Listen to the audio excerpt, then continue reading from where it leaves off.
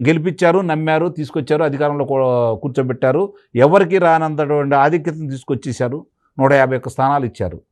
నిజంగా తెలివిగల వ్యక్తి ఎవరైనా అయితే, ప్రజల కోసం తప్పించే వ్యక్తి కనుక ఎవరైనా అయినట్టయితే, పేదల కోసం ఆలోచించే వ్యక్తి కనుక అయినట్టయితే ఆయన మంచి మార్గాన్ని వెళ్ళేసి ఈరోజు అమరావతి సంపద సృష్టికి మూలం. భారతదేశమే కాదు, ప్రపంచంలో ఉన్నటువంటి హెరిటేజ్ నగరాల్లో దాని ఒక ప్రత్యేక గుర్తింపు తీసుకురావడం కూడా జరిగింది. కాలుష్య రహిత నగరంగా తీర్చిదిద్దాలని చెప్పి చంద్రబాబు నాయుడు గారు బృహత్ ప్రణాళిక చేశారు. దాన్ని నిన్నగాక మొన్న కేంద్రం కూడా ఆమోదించింది. ఇవన్నీ మనం చూసుకుంటా ఉంటే రాంగల్లోనే ఆయన ఏం చేశాడంటే మొట్టమొదట ప్రజలందరూ నమ్మారు. నమ్మిన తర్వాత ఆయన చేసింది ఏంటంటే రావడంతో ప్రజావేదిక కూల్చేశాడు. ఇది ఒక హెచ్చరిక చేశాడు. జనాలు కూడా ఒక రకంగా ఆలోచించారు, ఓమ్మో ఇదేదో తేడాగా ఉందరా బాబు అని చెప్పని.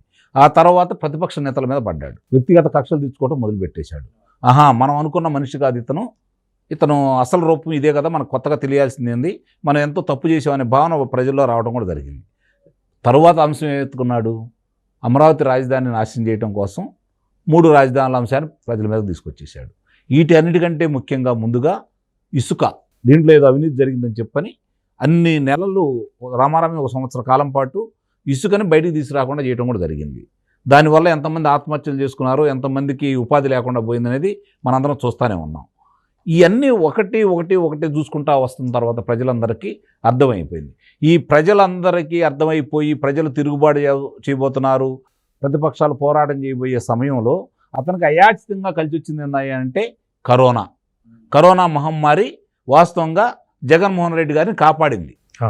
ఆ నిబంధనలు అడ్డం పెట్టుకొని ఉక్కుపాదం మోపి ప్రజల మీద, ప్రతిపక్ష నేతల మీద ఇష్టానుసారంగా 2 సంవత్సరాలు ఆయన చేయాల్సినంత చేశాడు. మీరు నమ్మరు, కరోనా టైంలో ఆ వచ్చిన నిధులను కూడా దొబ్బేశారండి. ఆ వ్యాక్సిన్ల పేరుతో అక్కడ కూడా దోపిడీకే చూశారు. ప్రజల క్షేమం ఎక్కడ పట్టించుకోలేదు. అతనికి ఏదంటే ధనార్జనే తప్ప రెండోది ఏమీ తెలియదండి. ఇప్పుడు అలాంటి పరిస్థితుల్లో ఈరోజు ఇవాళ ప్రజలందరికీ అయిపోయింది.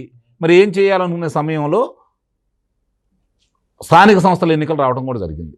ఎంత దౌర్జన్యం చేసి దానికి పోలీసు వ్యవస్థలను అడ్డం పెట్టుకొని, అధికారులను అడ్డం పెట్టుకొని ఏం చేయాలో అన్నీ చేశాడు.